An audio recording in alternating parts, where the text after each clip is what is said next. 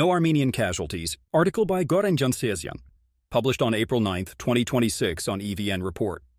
With no clear end in sight to the widening cycle of conflicts across the Middle East, from Israel's actions in the West Bank and Lebanon, its exterminatory policy toward the Palestinians of Gaza, to U.S.-Israeli strikes on Iran, the broader consequences of U.S. policy in the region, and the lingering aftershocks of Syria's civil war, Armenians find themselves walking a delicate tightrope.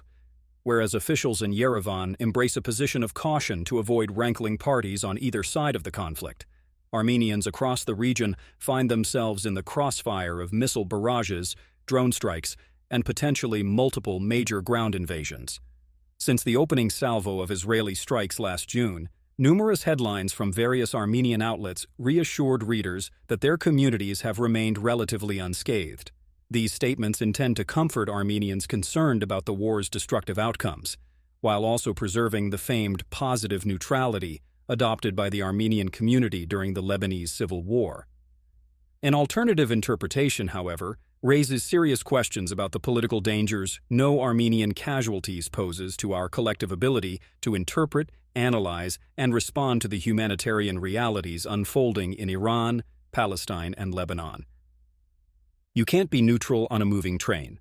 The source of this confusion is the sloppy effort by lobbying groups, individual analysts, and commentators to squeeze Armenia and Armenians into the racial, religious, ideological construction of Western civilization.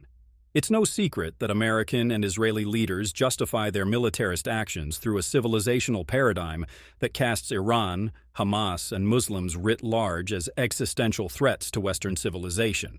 In justifying their genocide in Gaza and Palestine, Israeli officials have repeatedly linked their operations to a broader effort to secure the West from radical Islam. Rhetoric Netanyahu has spent the last 30 years refining to win support from European and American allies. In acts that undoubtedly reflect the Trump administration's broader worldview, American military commanders lace their statements with Christian nationalism to propagandize soldiers in the ongoing bombardment of Iran. Where do Armenians fit in this picture? The historicization of the Armenian genocide is a poignant starting point for understanding the position of Armenia and Armenians within this ethno-religious framework. The roots of this process lay in Raphael Lemkin's paradigm-shifting creation of the term genocide and the extraordinary legal and political implications it carries.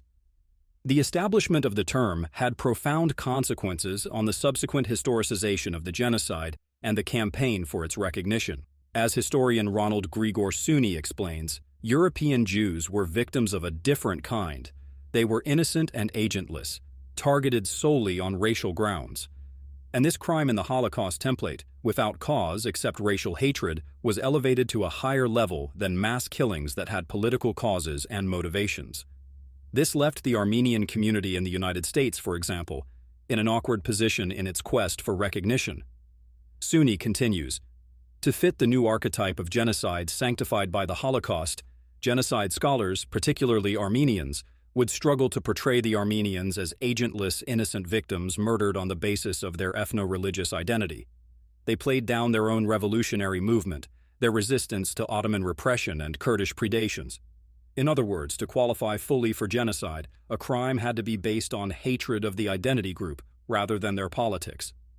In other words, a Manichaean portrayal of innocent Christians slaughtered by barbaric Muslims had to be constructed to achieve public recognition and historicization of the genocide in a manner akin to the Holocaust.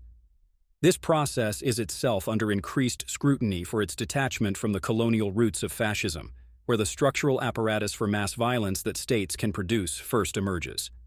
As genocide scholar Zoe Samudzi argues, genocide remains this rare kind of political transgression, rather than a mass annihilating violence that is a quotidian part of nation-state processes.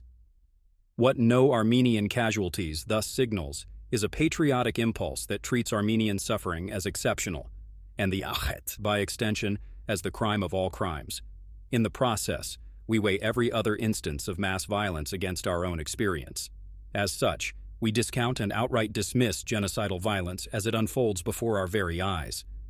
To then raise the issue of racism, genocide, and human rights without connecting our own histories and struggles to other movements internationally is not only a major tactical error but an epistemic act of autoenucleation. For what purpose? The narrativization of the genocide in relation to Armenian history doesn't necessarily belong to any one actor, and the motivations behind such narratives likely range from sheer opportunism to genuinely well-meaning attempts to reckon with history. In this context, our suffering and history become merely a tool to be wielded by this or that state. Moribund political parties that call themselves revolutionary, or self-appointed community leaders who seem to believe their cash donations or corporate connection buy them astute political analysis. Hint, they do not. Should we only care about genocide and war if Armenian loss of life is involved? It is not as if Armenians lack empathy or understanding of the horrors of genocide, war, and displacement. Rather, choosing to remain silent or inactive in the face of these events is an explicitly political act. When, for example, Armenia is lobbied as a bastion of Christian civilization, it is not necessarily Armenians who always benefit from such narratives. This kind of reactive strategic essentialism inadvertently fuels the race war fantasies of white supremacists in Europe and North America, who deludedly believe in their imminent replacement, and who currently hold the reins of the most powerful military force in the world. In reality, doubling down on a persecuted Christian complex, without interrogating the consequences of what inclusion in Western civilization actually means, according to its purported defenders, is equal parts politically immature and irresponsible. Should we imagine ourselves members of a civilization in which mass-forced starvation, indiscriminate bombings, and institutionalized torture are normalized behavior of states? To resign ourselves to narratives, some self-imposed and others externally reproduced, which reinforce a hegemonic conception of Western civilization, threatens to foreclose the possibility of grassroots solidarity and prevents us from conceptualizing political alternatives which reject this abhorrent status quo. Alternative paths, as a handful of Armenian writers, artists, and academics have exhibited, are available if we are collectively willing to carve them out, though they are currently blocked by patriotic myopia, long-held assumptions, and ghettoized political thought.